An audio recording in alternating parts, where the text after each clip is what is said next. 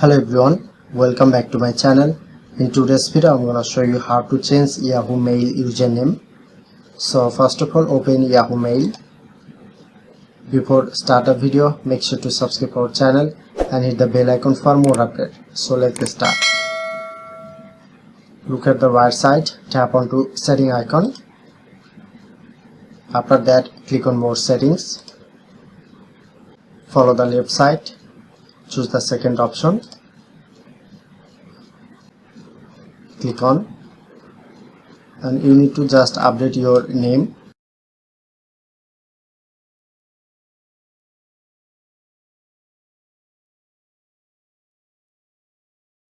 Tap on to save.